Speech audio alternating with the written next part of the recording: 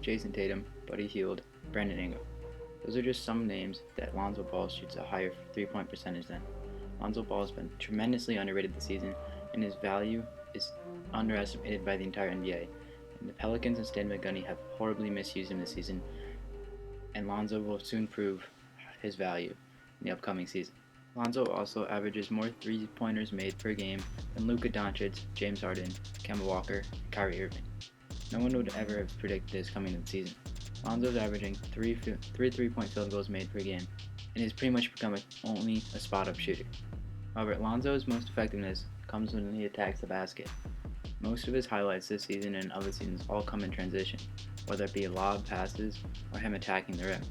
While his three-point shooting has been his best feature this season and has helped him put up the numbers he's put up and been effective on the Pelicans, Lonzo needs to be more aggressive and drive to the basket. This is his true value. Stan Van Gundy and the Pelicans need to use him as attack and to have him attack the basket as we've seen him do so many times in the past in all of his highlights in his high school and college days. His shooting is tremendously improved, and as one of his struggles, this forces defenders to guard him at the perimeter, and it'll give him lanes to the basket for easy points. However, he doesn't get the ball in his hands to take advantage of this. The Pelicans' offense is set up for Lonzo to be a catch and shoot instead of a primary on-ball handler.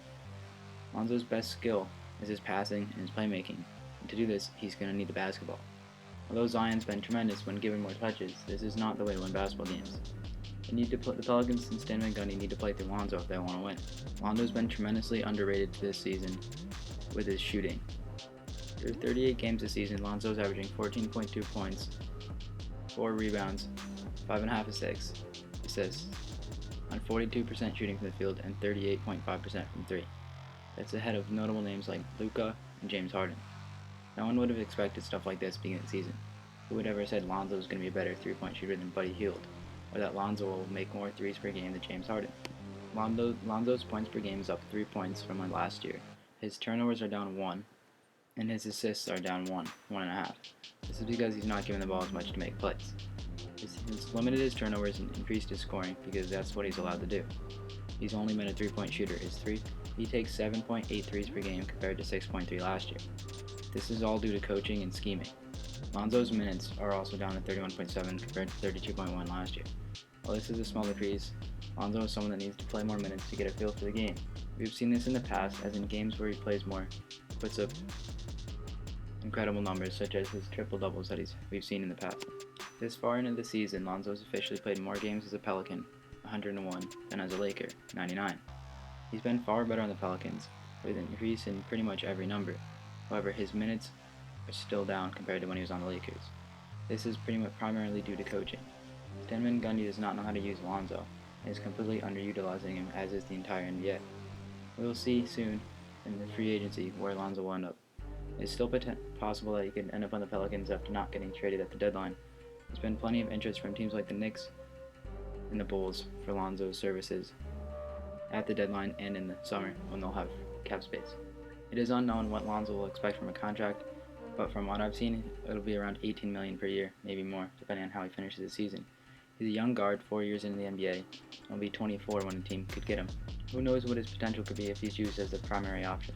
Lonzo has always been known as a defensive first guy, as he's 20th in the league in steals this season, and is always a pesky defender, creating turnovers and pressing players high in the backcourt.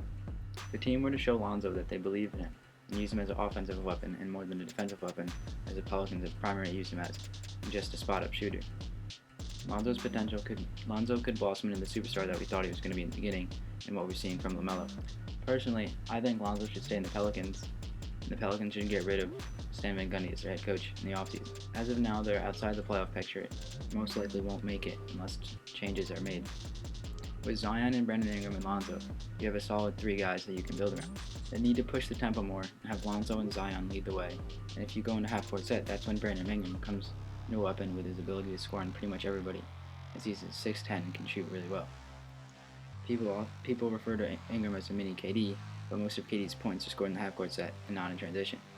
In transition, they'll have Lonzo and Zion running the floor, with their tremendous athleticism being faster, and on the defensive end creating turnovers that'll lead to quick baskets. As we saw in college and in high school, Lonzo is best with guys around him that run up and down the floor fast, and in the half-court sets, guys that score on their own. Scoring on his own is not Lonzo's specialty, and that's where Brandon Ingram comes in as a good fit. Zion will also work well in the screen game, where Lonzo can pass out and find good options for the team to get a good look at the basket. In the offseason, Pelicans brought in Stan Van Gundy as the head coach. It seemed like a good fit, since Stan Van Gundy is a defensive-minded head coach with players like Lonzo and Zion, tremendous defenders, who we thought would work well. However, the Pelicans are 25th in points allowed per game. They allow about 115 points per game, but they are top in scoring. They are 5th in scoring, an average 115. They're top 5 in scoring and bottom 5 in points allowed. They're polar opposite on the offensive end and the defensive end. They often win games they're not supposed to and lose games they should win. The coach will spend more time on game plans for games that he knows it's going to be tougher for him, and less time on games that should be easy for him. And this creates this difference of winning against good teams and losing against bad teams.